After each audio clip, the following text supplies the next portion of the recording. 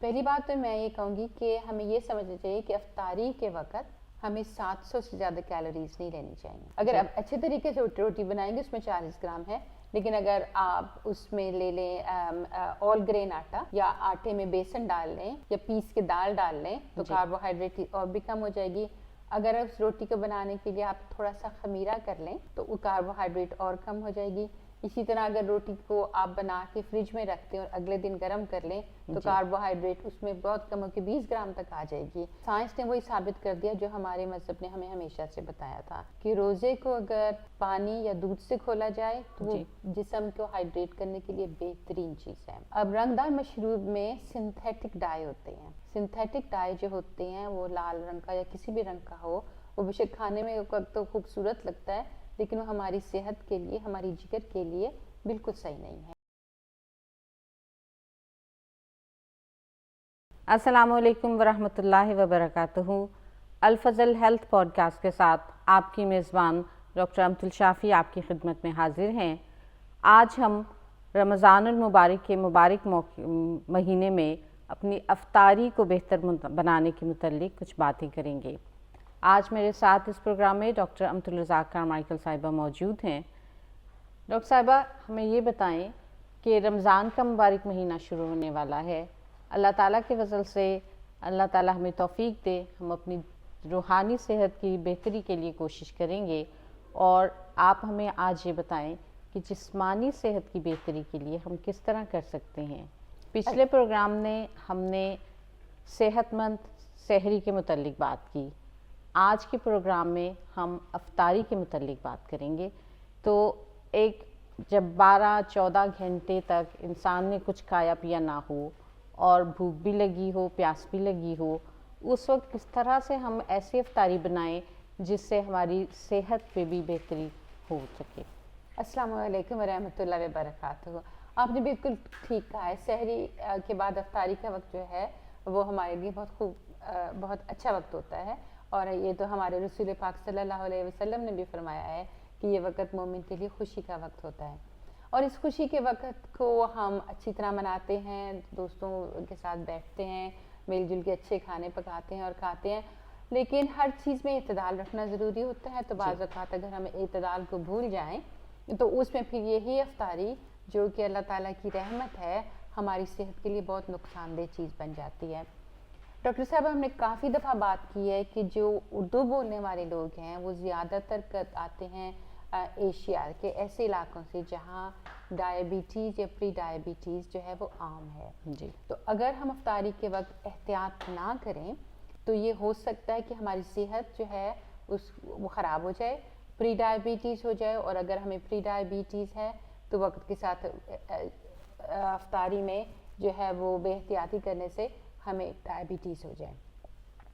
تو اس چیز کو سمجھ کے اگر ہم اپنی افطاری بنائیں گے تو اس میں بہت کچھ کیا جا سکتا ہے. پہلی بات تو میں یہ کہوں گی کہ ہمیں یہ سمجھنا چاہیے کہ افطاری کے وقت ہمیں 700 سے زیادہ کیلوریز نہیں لینی چاہیے.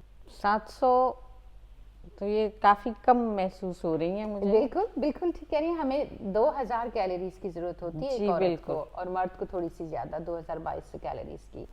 تو چونکہ ہم رمضان میں ہمارا جو فزیکل ایکٹیویٹی ہے وہ کم ہو جاتی ہے، زیادہ کرتے رہیں پھر بھی کم ہو جاتی ہے، اس لیے کہتے ہیں کہ 700 کیلوریز یا 750 کیلوریز جو ہیں وہ اس میں بہت اچھی جو ہے سحری بن سکتی، افطاری بن سکتی ہے.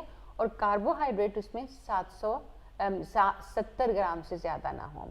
تو ایک دفعہ ہم اس چیز کو سوچنے لگے نا تو پھر سب چیز آسان ہو جائے گی. تو آپ کے لیے 70 گرام کاربوہائیڈریٹ ہو تو ہماری جو روزمرہ ہم ایک روٹی پکاتے ہیں اس میں کاربوہائیڈریٹ تو 70 سے زیادہ بھی ہو سکتی ہے. نہیں، روٹی میں تو کاربوہائیڈریٹ صرف 40 گرام ہوتی ہے. اگر آپ اچھے طریقے سے روٹی بنائیں گے اس میں 40 گرام ہے.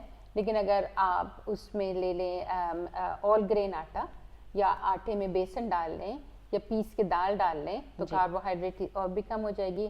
اگر اس روٹی کو بنانے کے لیے آپ تھوڑا سا خمیرہ کر لیں تو وہ کاربوہائیڈریٹ اور کم ہو جائے گی. اسی طرح اگر روٹی کو آپ بنا کے فریج میں رکھتے ہیں اور اگلے دن گرم کر لیں تو کاربوہائیڈریٹ اس میں بہت کم ہو کے 20 گرام تک آ جائے گی. تو یہی بات ہے نا کہ ہمیں سمجھنا ہے کہ ہم کھانے کو کس طرح بنا سکتے ہیں کہ وہ اس میں مزہ بھی قائم رہے، اس میں رنگ اور خوبصورتی بھی قائم رہے، ہمارے گھر والوں کو پسند بھی آئے, کیونکہ بہرحال ہم عورتیں یہ چاہتی ہیں کہ ہمارے گھر والے ہمارا کھانا جو ہے انجوائے کریں اور اس میں ان کی صحت بھی خراب نہ ہو. تو اب دیکھیں, اب میں ہمیں سموسے پسند ہیں اور افطاری جی میں سموسے بہت اچھے لگتے ہیں. سموسے میں تقریباً 262 کیلوریز ہوتی ہیں اور تقریباً 35 گرام کاربوہائیڈریٹ ہوتا ہے.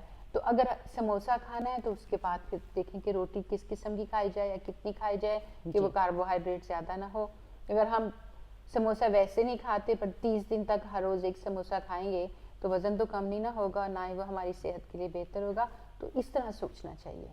جی, تو بعض گھروں میں یہ عادت ہوتی ہے کہ پہلے افطاری کا اہتمام کیا جاتا ہے, اس میں سموسے, پکوڑے, چاٹ وغیرہ ہوتی ہے اور نماز پڑھ کے پھر وہ باقاعدہ پورا کھانے کا بھی اہتمام ہوتا ہے.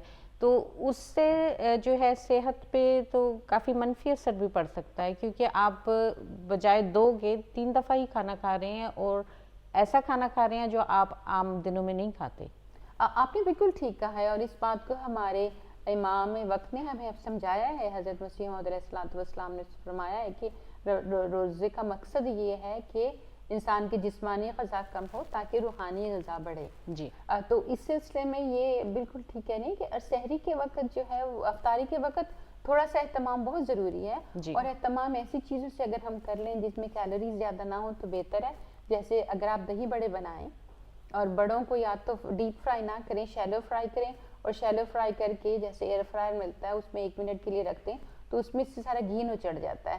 پھر اس کو وہ کچن ٹال سے گھی کو اور صاف کر دیں تو وہ جو اس میں نہ کاربوہائیڈریٹ زیادہ ہوگا نہ فیٹ زیادہ ہوگا, اور جو ہے اس میں کیلوریز بھی زیادہ نہیں ہوتی. ایک دہی بڑے کی پلیٹ جو احسن رنگ میں گھر میں بنائی جاتی ہے اس میں جو ہے ٹوٹل کیلوریز تقریباً 30-40 ہوتی ہیں. تو آرام سے کھایا جا سکتا ہے اور وہ خوبصورت چیز ہے اور اس کو کھانے کے وقت بھی اچھی لگتی ہے. اور اسی طرح تو یہ باتیں اگر ہم اس طرح سوچ کے رکھیں نا تو پھر بے شک 3 دفعہ کھائیں یہ بھی ہو سکتا ہے, لیکن کھایا جو جائے گا اس میں لیس کیلوریز ہو. اسی طرح اگر ہم سحری کے وقت اسی طرح ہم اگر افطاری کے وقت سلاد بنا لیں, سلاد بڑے خوبصورت آج کل بنائے جا سکتے ہیں. چیز سیلڈ ہے, پوٹیٹو سیلڈ ہے اور رشین سیلڈ ہے.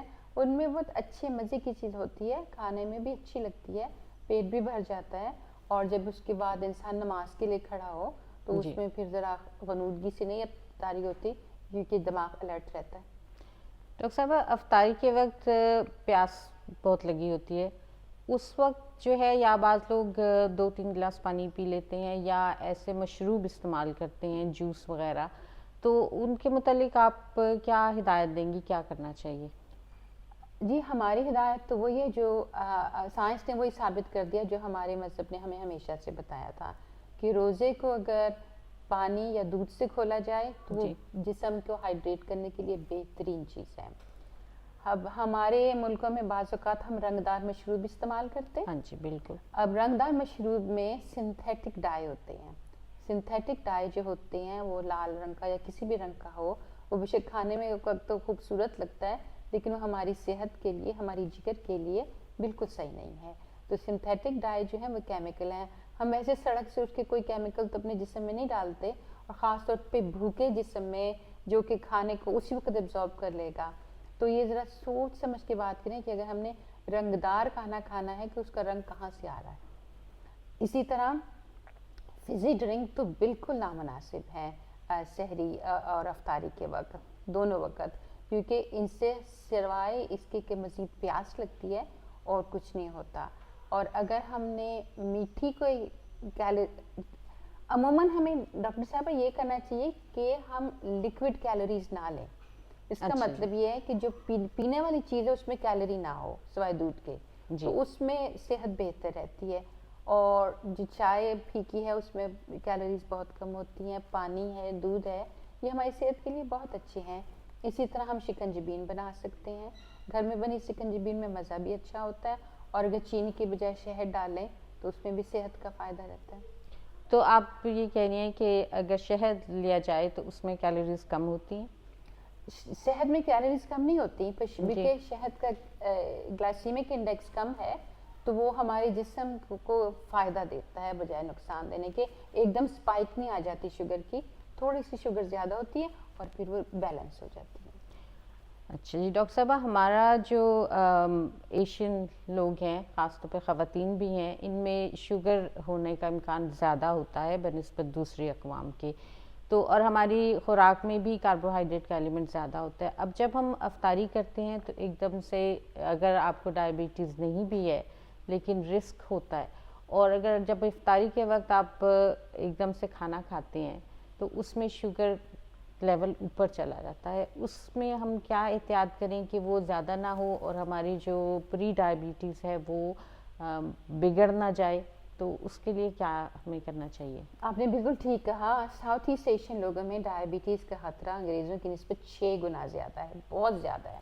تو اگر ہم کھانے میں اپنی افطاری کو ایسے بنائیں کہ پہلے اس میں فائبر ہو جیسے کہ سلاد یا سبزی، اس کے بعد لحمیات یا پروٹین جیسے گوشت، کباب یا اس کے ساتھ اگر کوئی بوٹی ہے، اور آخر میں کاربوہائیڈریٹ کھایا جائے، اور اس کے بعد اگر ہم 20 منٹ تک چل لیں تو اس سے ہمیں یہ فائدہ ہوگا کہ وہ جو شوگر جو ہے وہ اتنی مقدار جسم میں جائے گی لیکن سپائک نہیں ہوگی. سپائک جو ہے نا، جب شوگر سپائک ہوتی ہے زیادہ، ایک دم شوگر کی مقدار خون میں 4 سے 11 یا 12 تک چلی جاتی ہے، تو اس سے ساری کمپلیکیشنز پیدا ہوتی ہیں.